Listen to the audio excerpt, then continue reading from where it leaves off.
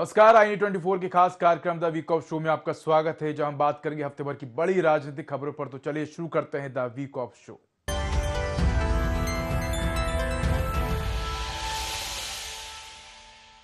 पांच राज्यों के विधानसभा चुनाव नतीजों में बीजेपी ने ऐतिहासिक प्रदर्शन करते हुए पश्चिम बंगाल, असम और पुडुचेरी में स्पष्ट बहुमत हासिल कर लिया है। वहीं केरल में कांग्रेस की सरकार बनने से लेफ्ट का आखिरी मजबूत गढ़ भी ढह गया। प्रधानमंत्री नरेंद्र मोदी ने जीत को कार्यकर्ताओं की मेहनत का परिणाम बताया, जबकि पश्चिम बंगाल में सत्ता परिवर्तन को लेकर मुख्यमंत्री डॉक्टर मोहन यादव ने कहा कि जनता ने विकास के लिए भाजपा पर भरोसा जताया है। इसी पर देखिए खास रिपोर्ट। 5 राज्यों के विधानसभा चुनाव नतीजे पूरी तरह साफ हो गए हैं। बीजेपी ने इतिहास रचते हुए 5 में से 3 राज्यों में स्पष्ट बहुमत हासिल किया है। पश्चिम बंगाल, असम और पुडुचेरी में भाजपा सरकार बनाने जा रही है। वहीं केरल में कांग्रेस सरकार बनने के साथ ही 50 साल में पहली बार लेफ्ट का आखिरी किला ढह गया। पिनाराई विजयन के नेतृत्व वाले LDF गठबंधन ने इस चुनाव में करारी हार का सामना किया है। बता दें, इन 5 राज्यों में सबसे अधिक नजरें लोगों की बंगाल चुनाव नतीजों पर टिकी थीं, जहां दीदी के 15 साल के शासन का सत्ता पलट हुआ है। अपनी हार के बाद ममता बनर्जी ने चुनाव प्रक्रिया पर सवाल उठाए, जबकि कांग्रेस ने कहा कि जहां उनकी स्थिति मजबूत थी वहां वे जीते और नतीजों पर आत्ममंथन करेंगे। चुनावों में मिली प्रचंड जीत के बाद प्रधानमंत्री नरेंद्र मोदी भाजपा मुख्यालय पहुंचे। उन्होंने इसे भाजपा कार्यकर्ताओं की जीत बताया। पश्चिम बंगाल के नतीजों पर मुख्यमंत्री डॉक्टर मोहन यादव ने कहा कि जनता ने प्रधानमंत्री नरेंद्र मोदी के नेतृत्व पर विश्वास जताते हुए राज्य के विकास के लिए तृणमूल कांग्रेस को सत्ता से बाहर कर भाजपा को चुना। इसका सीधा मतलब है कि अब बंगाल का विकास सुनिश्चित और तेज गति से आगे बढ़ेगा। पश्चिम बंगाल, असम, पुडुचेरी में बीजेपी सरकार बनाएगी। केरल में कांग्रेस सरकार, लेफ्ट का आखिरी किला ढहा। तमिलनाडु में TVK ने DMK का 77 साल पुराना किला किया ध्वस्त। बीजेपी का पहली बार केरल में खाता खुला, 3 सीटें जीती। बंगाल की जीत के साथ गंगोत्री से लेकर गंगा सागर तक कमल ही कमल खिला हुआ है। उत्तराखंड, उत्तर प्रदेश, बिहार और अब पश्चिम बंगाल, आज मां गंगा के इर्द गिर्द बसे इन राज्यों में बीजेपी NDA सरकार है। मैं बधाई देना चाहूंगा माननीय प्रधानमंत्री श्रीमान नरेंद्र मोदी जी को, जिनके शासन के तीसरे टेन्योर में भी जनता और प्रचंड बहुमत के साथ विश्वास व्यक्त कर रही है। ये जवाब ममता को भी जनता ने दिया है कि हमारे देश के अंदर के सभी प्रकार के संसाधनों का अधिकार देशभक्तों को है, देशवासियों को है, विदेशियों को नहीं है। मेरी अपनी ओर से बधाई। उधर 5 राज्यों के चुनाव नतीजों के बाद कांग्रेस ने संतुलित और सोच समझकर प्रतिक्रिया दी है। पार्टी का कहना है कि जहां उनकी पकड़ मजबूत थी वहां उन्होंने अपना दबदबा दिखाया। हालांकि कांग्रेस नेता सचिन पायलट ने बीजेपी की बम्पर बढ़त पर सवाल उठाए और कहा कि पश्चिम बंगाल में चौंकाने वाला रिजल्ट आया है। तमाम तरीके की बातें वहां से आ रही हैं। CCTV फुटेज से लेकर चुनाव आयोग पर सवाल उठाए गए हैं। चुनाव आयोग को सफाई देनी चाहिए। सचिन पायलट केरलम के लिए कांग्रेस के पर्यवेक्षक भी हैं। उन्होंने केरलम में कांग्रेस सरकार बनने पर राज्य की जनता को धन्यवाद दिया। बहुत खुशी है हमें कि केरल में अच्छी जीत हमारी होने जा रही है। 10 साल से लेफ्ट सरकार थी, उसको बाहर करने का रास्ता जनता ने दिखाया है। बंगाल में भी उलटफेर हो रहा है, तो मुझे लगता है कि जो जनता का निर्णय है, जो भी परिणाम आएंगे, सबको स्वीकार हो। बहरहाल इन चुनावों ने न सिर्फ राज्य में सत्ता के समीकरण बदले हैं, बल्कि राजनीतिक बहस और लोकतंत्र की प्रक्रियाओं पर भी नए प्रश्न खड़े किए हैं। अब देखने वाली बात ये होगी कि ये नतीजे राज्य और केंद्र की राजनीति पर किस तरह असर डालते हैं और आने वाले चुनावों में इसका कितना प्रभाव दिखाई देगा। Bureau report, IND 24। पश्चिम बंगाल, असम और पुडुचेरी में जीत के बाद बीजेपी ने अब 2027 में होने वाले 7 राज्यों के विधानसभा चुनावों की तैयारी तेज कर दी है। पार्टी की सबसे बड़ी नजर उत्तर प्रदेश चुनाव पर है, जिसे सत्ता का सेमीफाइनल माना जा रहा है। वहीं कांग्रेस ने ईवीएम में गड़बड़ी के आरोप लगाते हुए चुनाव परिणामों पर सवाल उठाए हैं। पूर्व मंत्री PC शर्मा ने दावा किया है कि निष्पक्ष चुनाव होने पर कांग्रेस मध्य प्रदेश समेत अन्य राज्यों में बेहतर प्रदर्शन करेगी।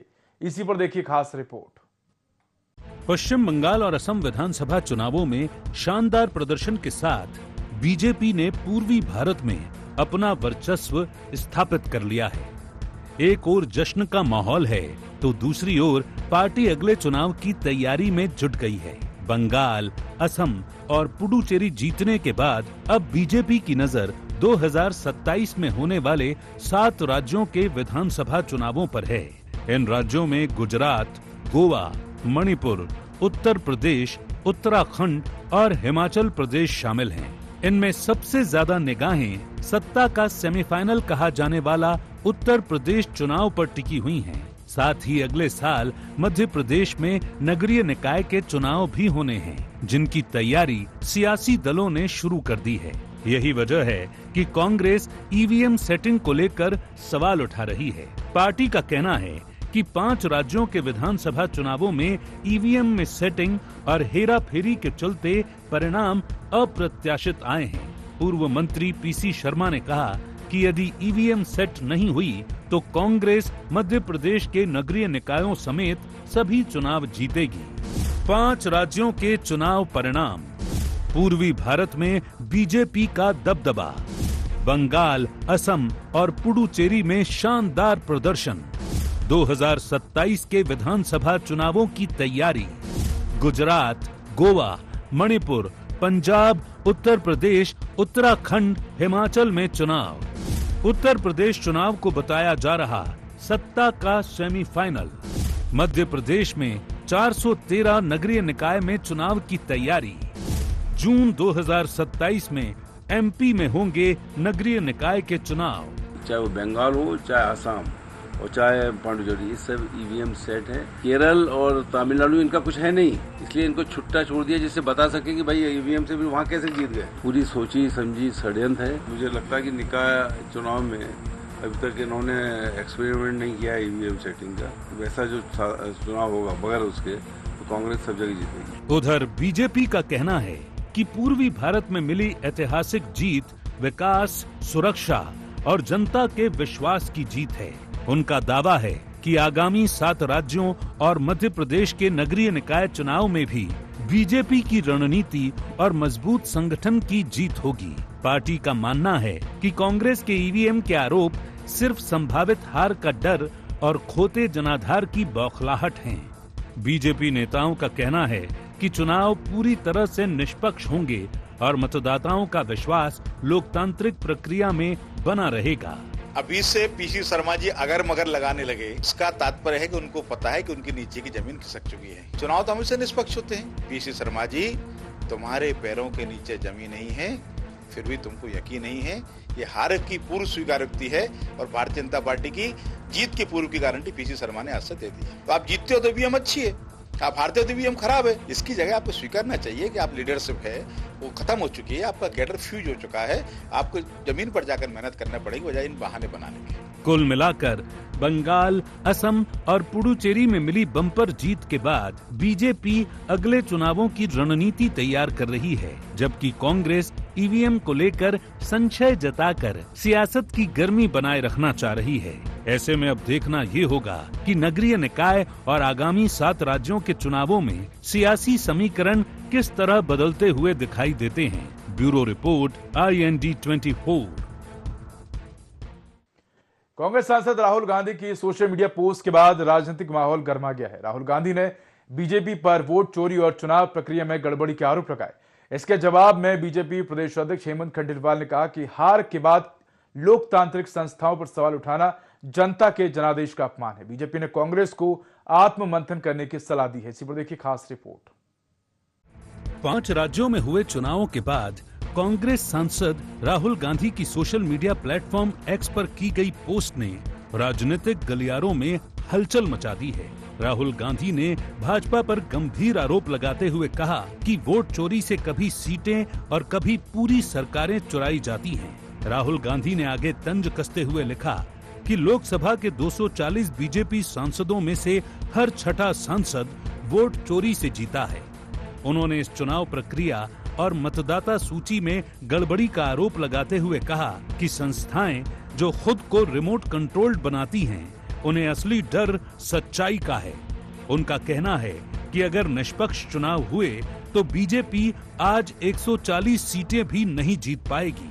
उधर भाजपा ने राहुल गांधी की पोस्ट पर पलटवार करते हुए कहा कि लोकतांत्रिक प्रक्रिया पर इस तरह के आरोप लगाना न सिर्फ चुनाव आयोग जैसी संवैधानिक संस्थाओं की विश्वसनीयता पर सवाल खड़ा करता है, बल्कि मतदाताओं के फैसले का भी अपमान है। बीजेपी के प्रदेश अध्यक्ष हेमंत खंडेलवाल ने साफ कहा है कि चुनाव में हार जीत लोकतंत्र का हिस्सा है और हार के बाद आत्मचिंतन करना चाहिए, न कि बेबुनियाद आरोप लगाकर माहौल बिगाड़ना चाहिए। कांग्रेस अपनी कमी खोजने के बजाय दूसरों की कमियां ढूंढती है। यही कारण है कि वो लगातार पिछड़ती जा रही है।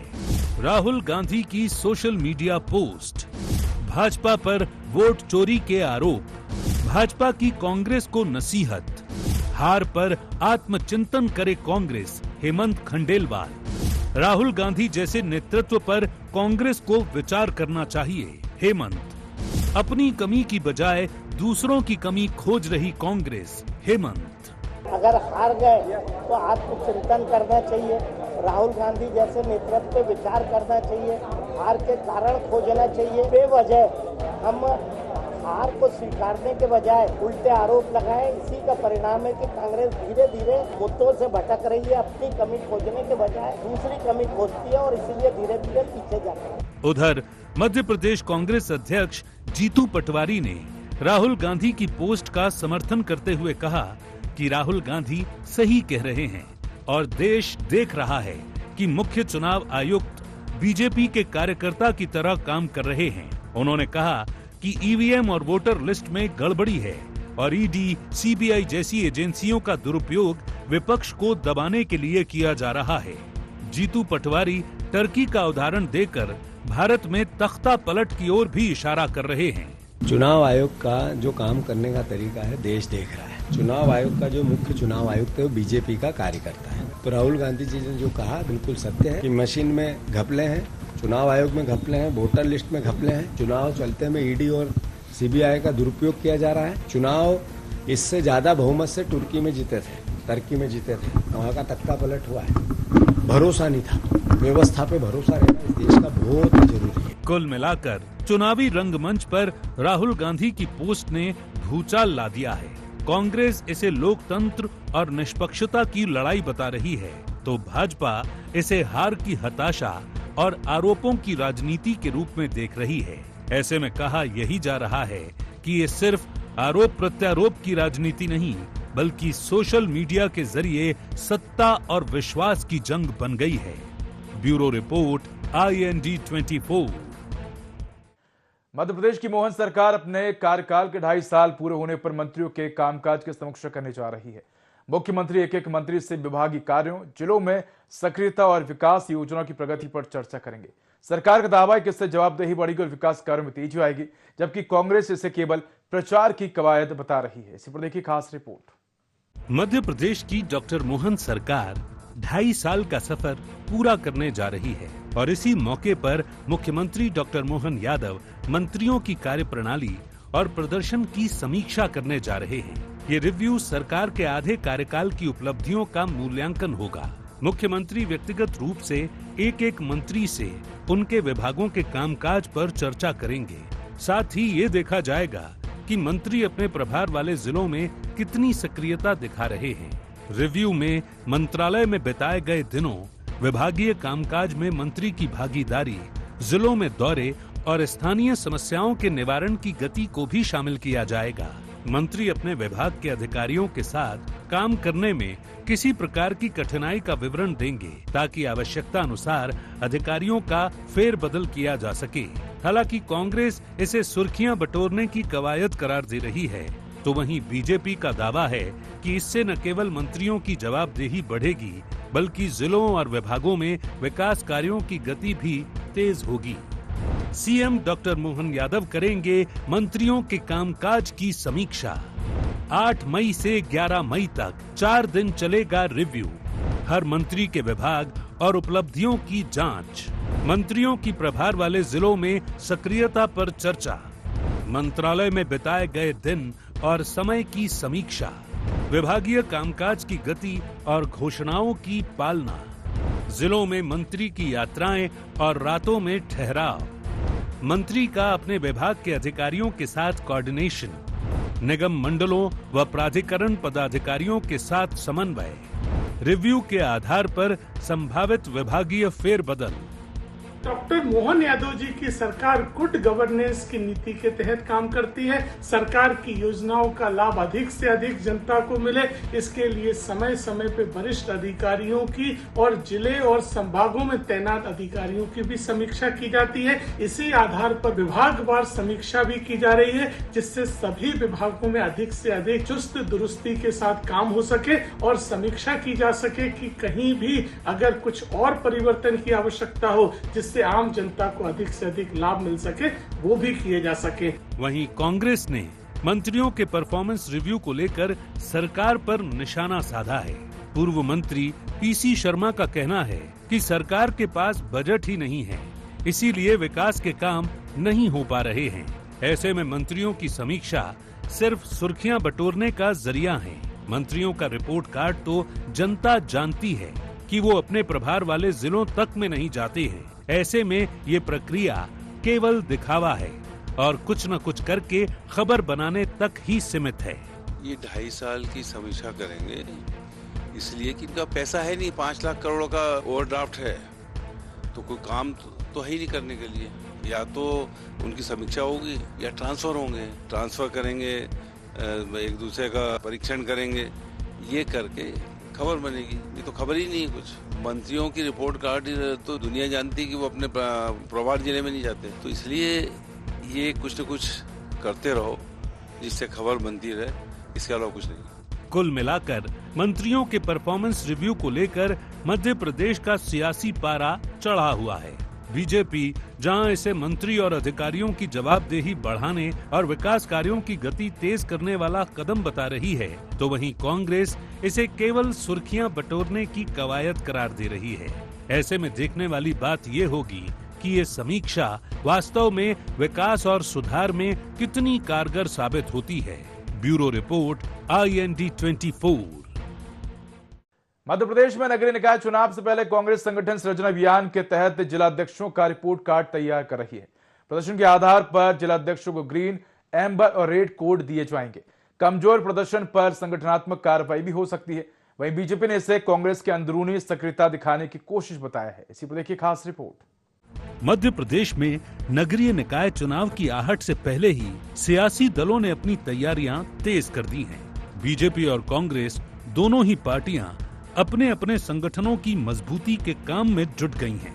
बीजेपी जहां अपनी सशक्त प्रदेश कार्य समिति की तैयारी कर रही है, तो वहीं कांग्रेस अपने संगठन सृजन अभियान के तहत बनाए गए जिला अध्यक्षों का 3 महीने का रिपोर्ट कार्ड तैयार कर रही है। इसे ही आधार बनाकर उन्हें ग्रीन, एम्बर या रेड कोड मिलेगा।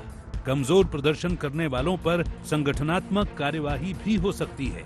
हालांकि बीजेपी इसे सक्रियता का दिखावा करार दे रही है, तो वहीं कांग्रेस का दावा है कि जिलाध्यक्षों के कामकाज की समीक्षा से संगठन को नई ऊर्जा और जमीनी ताकत मिलेगी।